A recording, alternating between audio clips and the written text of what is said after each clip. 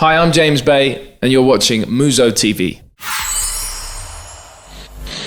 So let's start with the tour. How has the tour been so far? You were talking about today being here in quite a cool place. Yes, yeah, it's a summer tour. We're touring throughout the entire summer with Ed Sheeran, and I'm doing headline shows in between as well.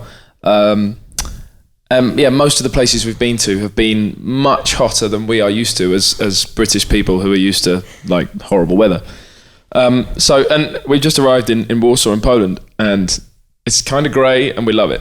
And it's British weather. Yeah, but we love it. We kind of, especially like, it is, but especially after you've been so hot for so many weeks. It's nice to just sort of be able to wear a jacket. It's kind of, it's a weird thing, but me and all the band, everybody loves it. Mm-hmm. Well, it's something you might like after a few weeks of being in a hot atmosphere. Yeah, too hot. Okay, festivals or headline gigs in clubs, for example? Which do you prefer? I like headline gigs because we get to play for longer, usually. Like a lot of festivals. I mean, I've headlined 1 or 2 festivals in my time over the years.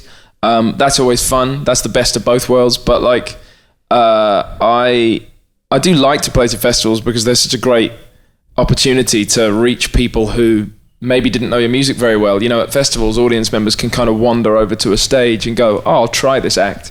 And they can fall in love with your music sometimes. So I like festivals for that. And festivals are great for meeting or running into other artists that you either know or, you know, you haven't seen for a while or you've never met before that you might be like a fan of. So, I don't know, they both have their upsides. I know that you're working during the festival season, so it's really difficult, but do you watch any gigs during festivals yourself? I try to. It depends. Often I get to a festival, I do a few interviews, I play my set, and then we have to leave.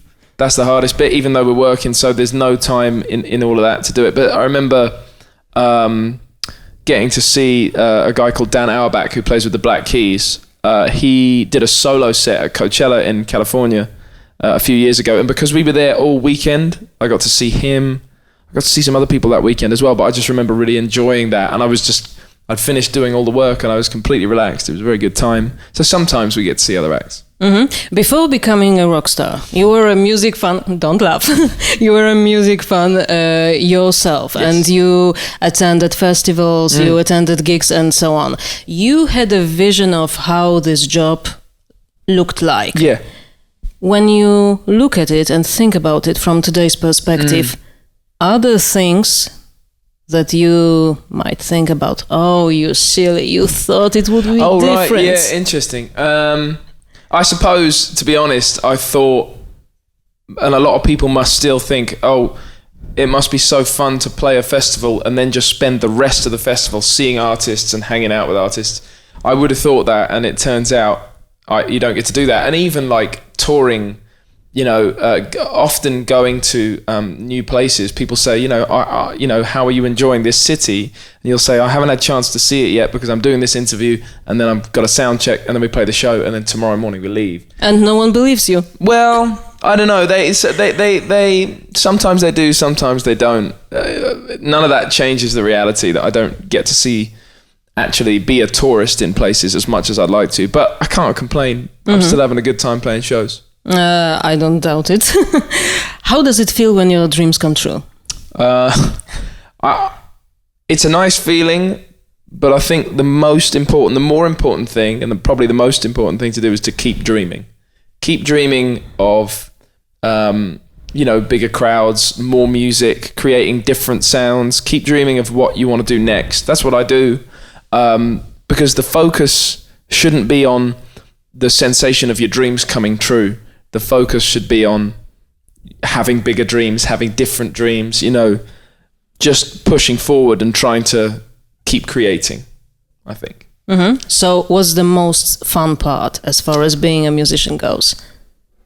The possibilities are the most fun part. Like, you know, the fact that this time next week or this time next year, I could have written another song that more people fall in love with, or, you know, I could be playing to a bigger crowd in a certain place than I'd played to before. The possibilities are the most fun and exciting thing. I guess that's what comes with a creative job, and that's the greatest thing to be able to do for a living. Okay, but after being in this business, show business, for a few years, right? Can you predict which song can become a hit single? No, you can try. You can try to predict. You can think you know, but you can never know what people are going to like the most. Lots of people think they know. Some people can get it right sometimes, but really that's luck. You can never really know what you can't predict what's going to be particularly successful. So as far as your songs go, was there any surprise? Definitely surprise. Yeah, there was definitely surprise. There's one thing that can happen. For example, that my song Let It Go, when I wrote that song, I knew myself that I really, really liked it. And it moved me, and I thought it was a really good song, and I showed it to a few people, and they felt the same thing. Nobody didn't feel the same thing. Everybody, the few people I showed it to after I wrote it, everyone felt the same thing. But that doesn't mean that the millions of people out there are going to feel the same. It just doesn't. So it was a nice surprise when a lot of those people did. That was a very cool experience.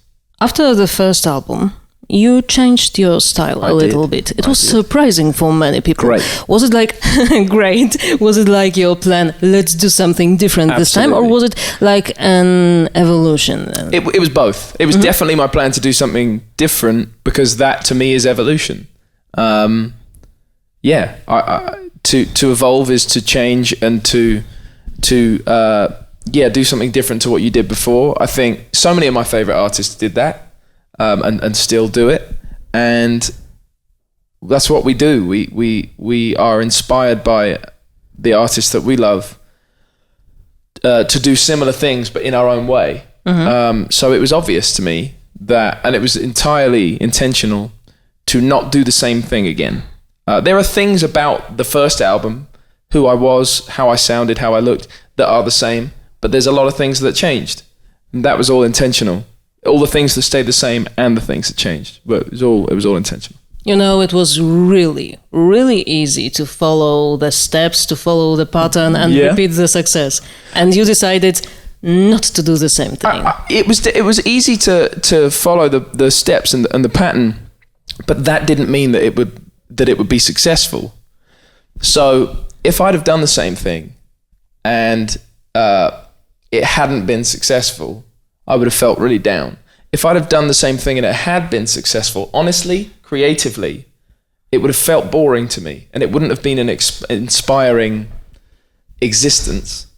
So I had to do something else, because I knew that, success aside, I could still, believe in what I was doing and be inspired by it. And that's the thing that I think for every artist has to count the most.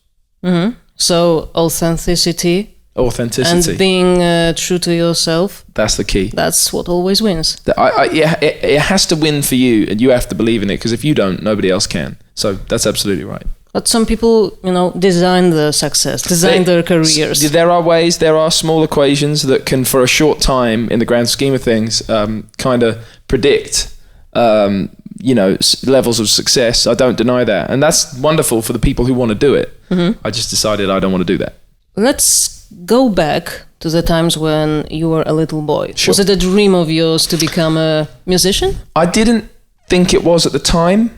I dreamt about what it must be like for musicians to do what they did or what they do. As a little kid, I was into sports as well. I would dream about what it would be like to be like a famous football player, successful football player. Or I would dream, because I used to draw a lot and paint and do lots of sort of illustration type stuff. So I would dream about those kind of things. I dream about them all in kind of equal measure.